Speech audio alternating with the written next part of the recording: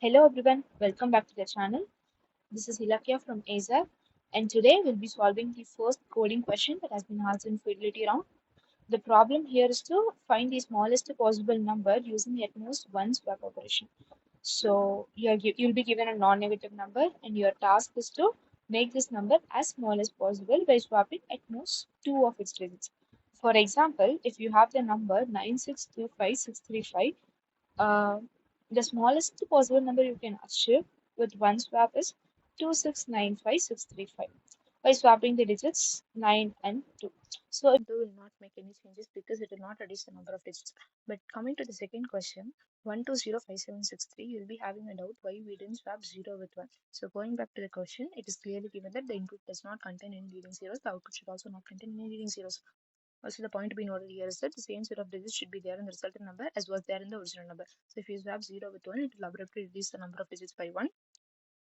So we are skipping that case and swapping 2 with 0 to make the smallest possible number possible. So the key intuition here you should keep in your mind is that the smallest digit to be swapped always lies on the right side. So basically the index of the smallest number is greater since it is lying on the right side. So if you see here, 2 is on the right side of 9, which has a greater index 2 and 9 has the index 0.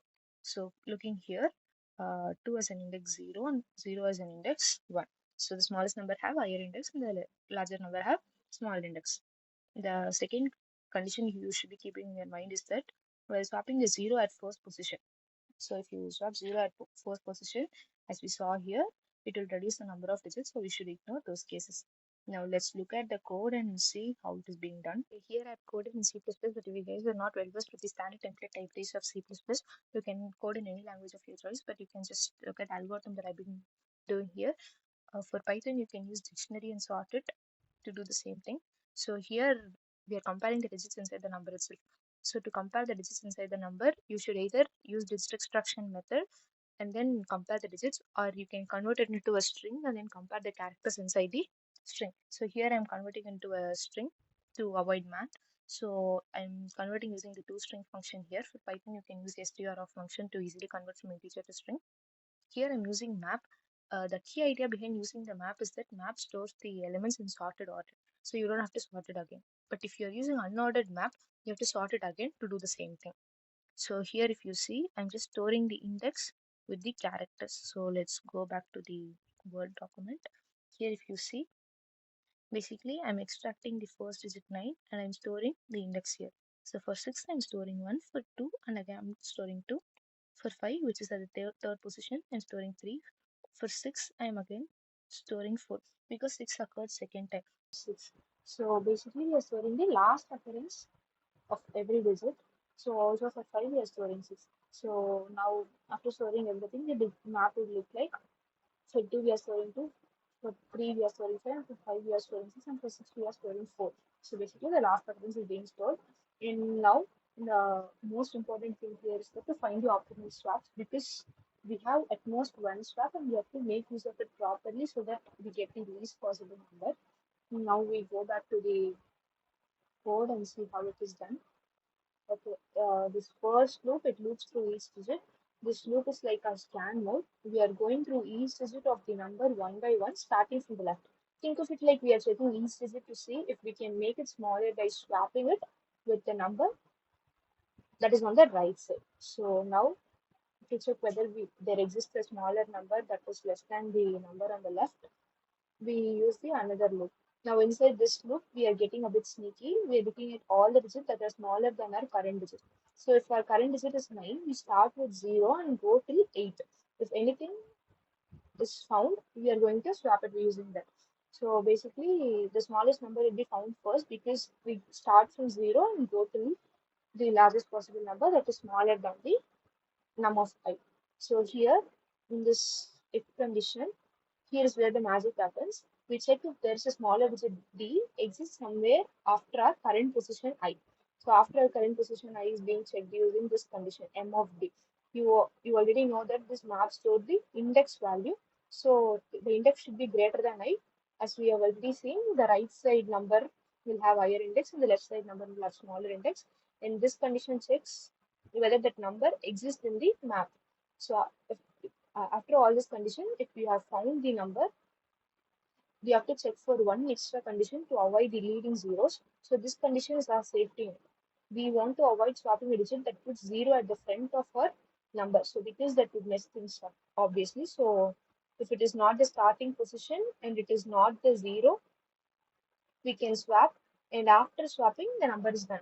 So basically it is a string, but we have to return it written in integer type. So I'm using the stoi, string to integer function.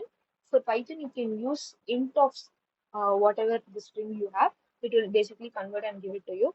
And another worst case is that the number is already the smallest and you can't make it any more smaller. So in that case you don't need any swapping and we return the number as such. So these are the two cases. So now we talk about the time and space complexity. Uh, since it runs to every digit, it is of big O of n. And for space, we are using a map of the same size. So it is also big O of n. So that's it. The problem is done. Let's quickly walk through the diagram of the first escape, which is 9625635. We are swapping 1 and 2. Let's see how it's been done.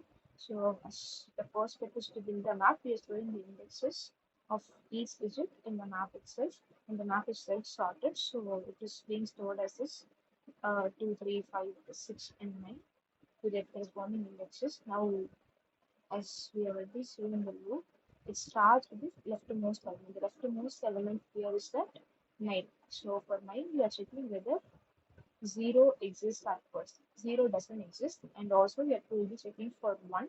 1 also doesn't exist.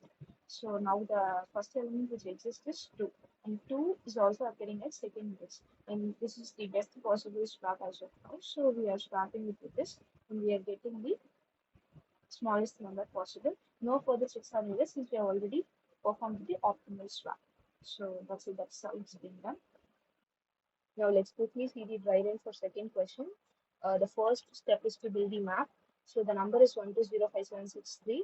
For 1 is at the 0th position, so we are storing 0. For 2 is at 1 position, and for 0 it's at second position. For 5 it's at 4th position. For 7 at 5th, and 6 at 6th position itself, and 3 at 7th position. Since I've already told the map will be in sorted order, so it is basically 0, 1, 2, 3, 5, 6, and 7 with their corresponding indexes. So now we have to find the optimal swap. We will start from the left of the string and move to the right. The first digit here is 1 in the left. So for 1, if we find the smallest number, uh, it will be 0. Since we can't swap 0, it will violate the rules and no smaller digits available for swapping. We move to the index 1, which is digit 2. So since now we are checking for the smaller digit and 0 is the smaller and occurs later, and 0 does not violate if we swap it to the second position. So we are swapping it with that, and now we are getting 1025763. It will only violate if you swap it to the first position. So that is what we are checking in the condition here. It should not be first position and 0 together. It can be first position but should not be 0, and it can be 0 but should not be first position. So one of them can be true, but both of them should not be true. And finally, we are converting into the integer type and we are sending it back. That's all. That is how it's being done. As already said, time and space complexity here. For the map, we are using big O of n, and for time complexity, since we are traversing through the whole string from left to right, it is big O of n.